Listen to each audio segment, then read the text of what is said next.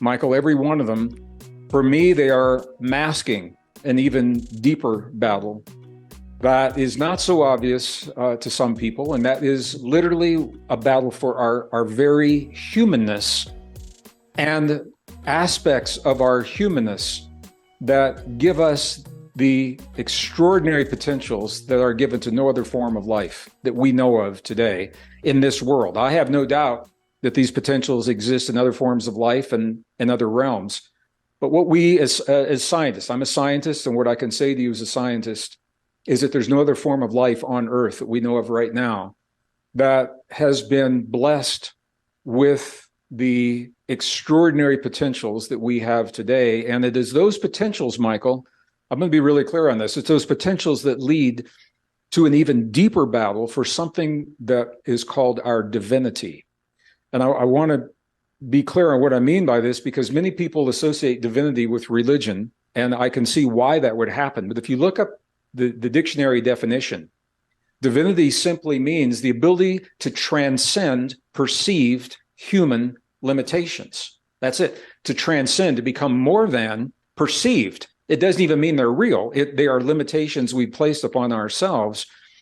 And there is a part of us, a biological aspect linked directly to the DNA that was fused and mutated 200,000 years ago, that gives us the abilities that we have today, the movement to replace our bodies with synthetic materials, chips in the brain, chemicals in the blood, wires under the skin, sensors on the body, falls under the umbrella. We've all heard of this, the transhuman movement.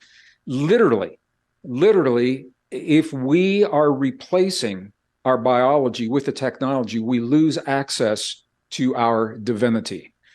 And there is a lot of controversy around this. Why would we want to do that? Who's driving it? But you asked the question, the ultimate battle, all the other things, Ukraine is important. The collapsing banking system is important. Climate is important. And there is a level at which they become diversions, Michael, because when we're focused there, what we're not looking at is what's happening to us.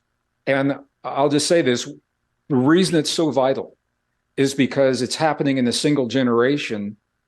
And when we give our humanness away to technology, what happens is our natural biological systems begin to atrophy. And once that happens, we never get them back.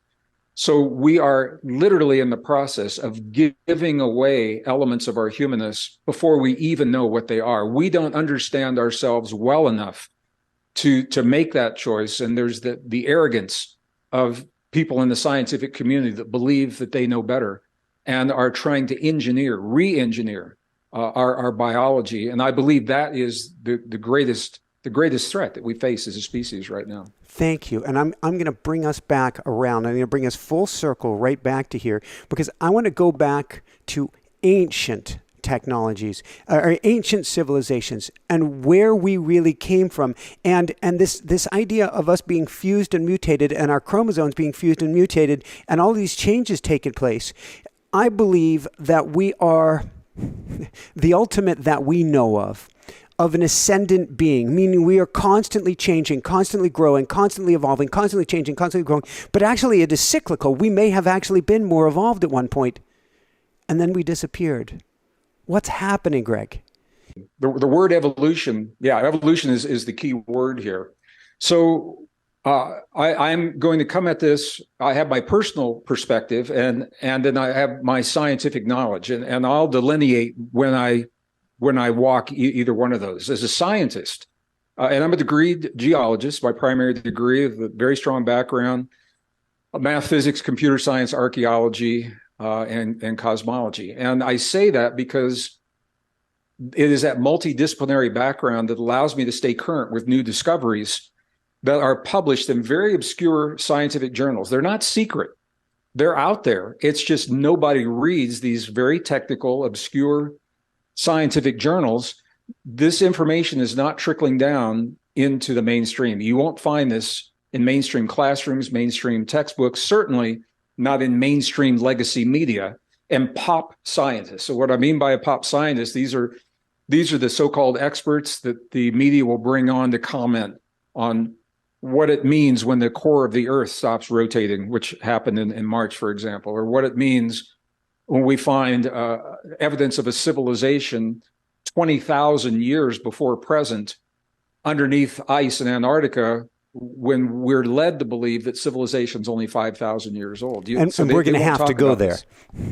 Yeah, we will. So what I will say to you as a scientist is this: what the science shows, that the DNA evidence has now removed much of the speculation about who we are. It's opened the door to a whole lot more questions. But for the viewers that may not be aware of this, we now can do what used to be science fiction just a few years ago. When the first Jurassic Park movie came out, the really good one, the very first one, when it came out, that was based